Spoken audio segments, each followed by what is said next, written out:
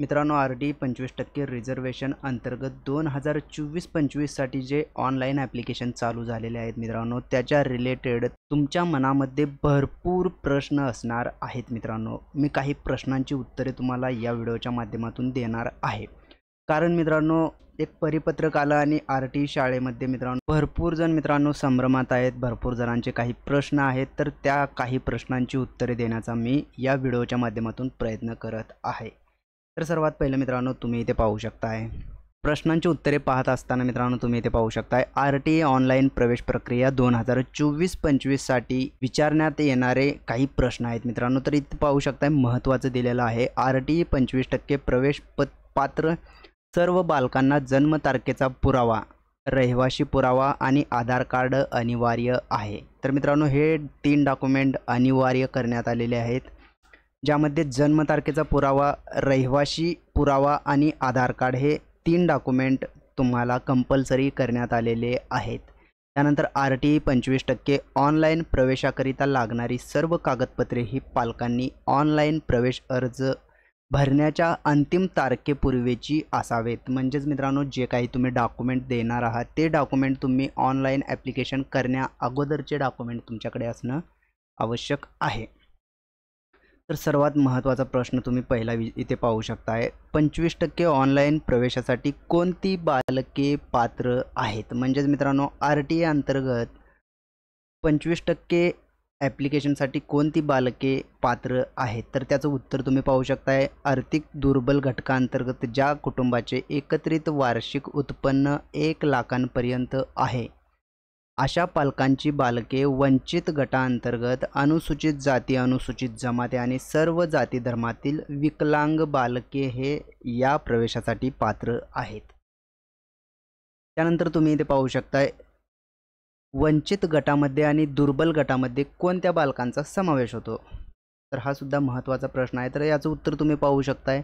वंचित गटामध्ये अनुसूचित जाती, अनुसूचित जमाती व दिव्यांग बालकांव्यतिरिक्त विमुक्त जाती, त्यानंतर अ भटक्या जमाती, ब भटक्या जमाती, क भटक्या जमाती, इतर मागासवर्ग, OBC विशेष मागासवर्ग, SBC, HIV बाधित, HIV प्रभावित बालके, कोविड प्रभावित बालके ज्यांचे पालक एक किंवा दोन्ही यांचे निधन 1 एप्रिल 2020 ते 31 मार्च 2022 या कालावधीत कोविड प्रादुर्भावामुळे झालेले आणि अनाथ बालके याचा समावेश वंचित गटामध्ये होतो मित्रांनो. तर आता आपण दुर्बल गटामध्ये कोण येतात हे पाहूयात. ज्या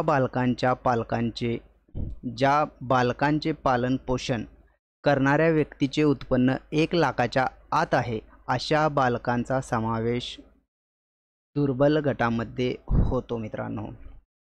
त्यानंतर कोणत्या प्रकारच्या शाळा प्रवेशासाठी पात्र आहेत? माध्यम व बोर्ड. तर याचं उत्तर तुम्ही पाहू शकताय. सर्व माध्यमाच्या सर्व बोर्डाच्या राज्यमंडळ, CBSE, ICSE व IB सह अनुदानित, विना अनुदानित, कायम विना अनुदानित, स्वयं अर्थसहाय्यित प्राथमिक सर्व शाळा जेथे वर्ग पहिली किंवा पूर्व प्राथमिक स्तरावरील आहे. मदरसा, मक्तब, धार्मिक पाठशाळा, अल्पसंख्याक शाळा वगळून, या शाळा वगळून मित्रांनो. त्यानंतर 3 नंबरला तुम्ही पाहू शकताय पालकांना अर्ज केव्हा करता येणार आहे? तर याचं उत्तर तुम्ही पाहू शकताय. सन 2024-25 या शैक्षणिक वर्षासाठी ठरवून दिलेल्या कालावधीमध्येच अर्ज करता येणार आहे.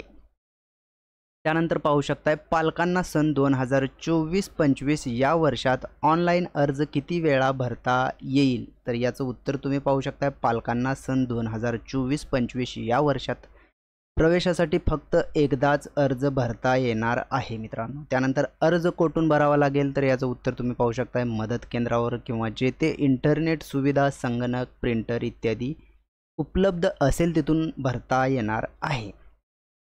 त्यानंतर अर्ज भरताना कोणती कागदपत्रे अपलोड करावीत?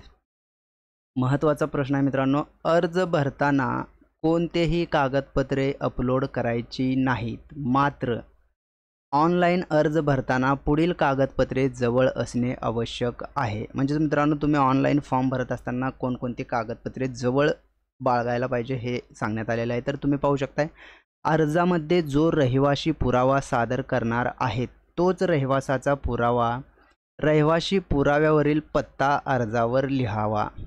बालकाचे जन्मतारखेचे नोंद करण्यासाठी जन्मतारखेचा पुरावा तुम्हाला इथे लागणार आहे.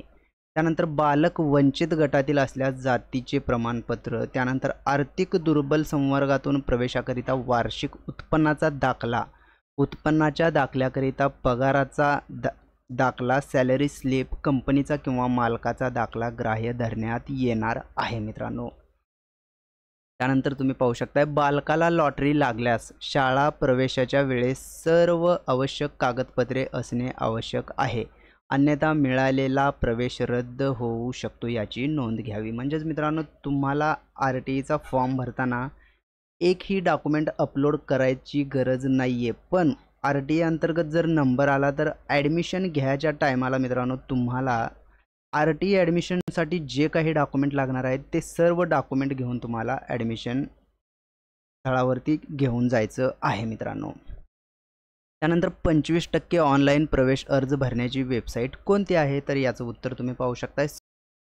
सदरचा अर्ज studentmaharashtra.gov.in या संकेतस्थळावर वेबसाईटवर ऑनलाईन भरावयाचा आहे मित्रांनो. त्यानंतर प्रवेश अर्जाला किती शुल्क आहे, तर उत्तर पाहू शकता. शैक्षणिक वर्ष 2024-25 ऑनलाईन प्रवेश प्रक्रियेचे अर्ज मोफत स्वरूपात संकेतस्थळावर वेबसाईटवर उपलब्ध असून वरील संकेतस्थळावर वेबसाईटवर जाऊन भरावयाचा आहे मित्रांनो. त्यानंतर 9 नंबरला पाहू शकता पालक किती शाळांसाठी अर्ज करू शकतात, तर याचं उत्तर तुम्ही पाहू शकता. ऑनलाईन माहिती भरताना पालकांना त्यांच्या रहिवासी क्षेत्रापासून 1 किलोमीटर व 3 किलोमीटर आणि अधिक अंतरावरच्या उपलब्ध असणाऱ्या शाळांपैकी जास्तीत जास्त कोणत्याही 10 शाळांचे पर्याय निवडता येतात. म्हणजेच मित्रांनो तुमचा प्रश्न असू शकतो की RTIमध्ये शाळा किती सिलेक्ट करायच्या, तर तुम्हाला जास्तीत जास्त 10 शाळा या सिलेक्ट करता येतात मित्रांनो.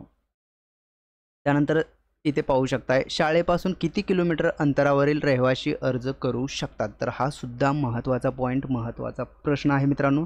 याचं उत्तर तुम्ही पाहू शकताय. पालकांना पाल्याच्या निवासस्थानापासून 1 किलोमीटर, 3 किलोमीटर अथवा अधिक अंतरावरील सर्व शाळांचा समावेश करता येईल.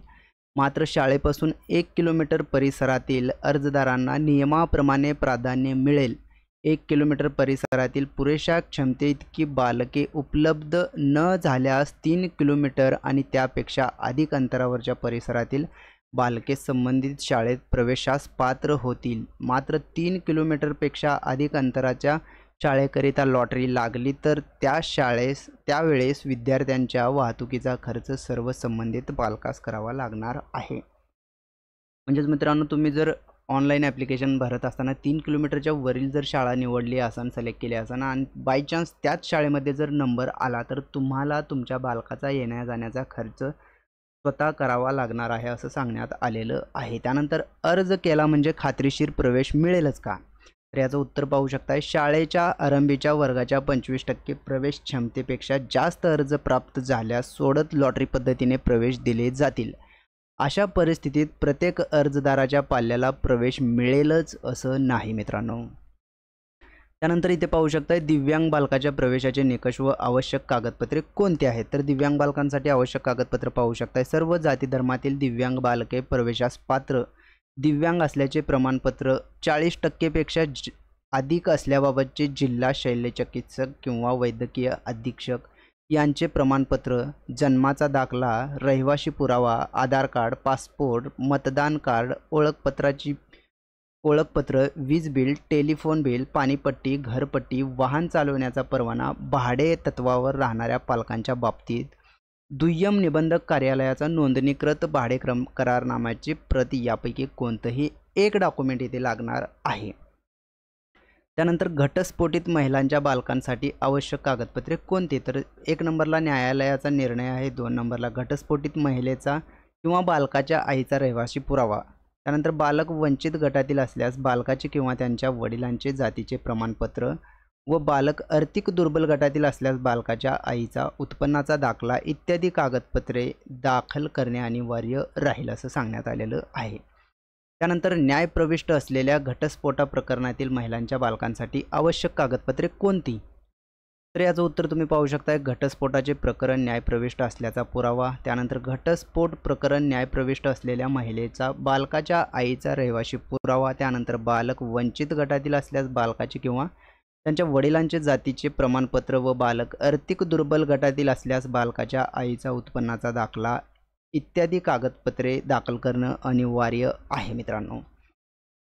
त्यानंतर विधवा महिलेच्या बालकांसाठी आवश्यक कागदपत्रे कोणती? त्यानंतर उत्तर पाहू शकता, पतीचे मृत्यूपत्र. त्यानंतर विधवा महिलेचा बालकाच्या आईचा रहिवाशी पुरावा. त्यानंतर बालक वंचित गटातील असल्यास बालकाचे किंवा त्यांच्या वडिलांचे जातीचे प्रमाणपत्र व बालक आर्थिक दुर्बल गटातील असल्यास बालकाच्या आईचा उत्पन्नाचा दाखला इत्यादी कागदपत्रे दाखल करणे अनिवार्य आहे. त्यानंतर अनाथ बालकांसाठी वंचित घटक आवश्यक कागदपत्रे कोणती? तर अनाथ बालकांच्या बाबतीत मित्रांनो, वंचित घटक अनाथालयाची बाल सुधार गृहाची कागदपत्रे ग्राह्य धरण्यात यावीत असं सांगण्यात आलेलं आहे. त्यानंतर जर बालक अनाथालयात राहत नसेल तर जे पालक त्यांचा सांभाळ करतात त्यांचे हमीपत्र आवश्यक राहील. त्यानंतर पालकांनी ऑनलाईन प्रवेश अर्ज भरताना सिंगल पॅरेंट्स पर्याय निवडला असेल तर संबंधित बालकाचे पालकत्व स्वीकारलेल्या व्यक्तीचे प्रवेशासाठी लागणारे आवश्यक कागदपत्रे ग्राह्य धरण्यात येतील असं सांगण्यात आलेलं आहे. त्यानंतर अनाथ बालकांच्या संदर्भात इतर कागदपत्रे उदाहरणार्थ वार्षिक उत्पन्नाचा दाखला विचारात घेतला जाणार नाही. म्हणजेच अनाथ बालकांसाठी वार्षिक उत्पन्नाच्या दाखल्याची इथे गरज नाही आहे मित्रांनो. त्यानंतर पाहू शकताय, खुला प्रवर्ग अल्पसंख्याक यांना प्रवेशासाठी कोणकोणती कागदपत्रे प्रमाणपत्रे आवश्यक आहेत?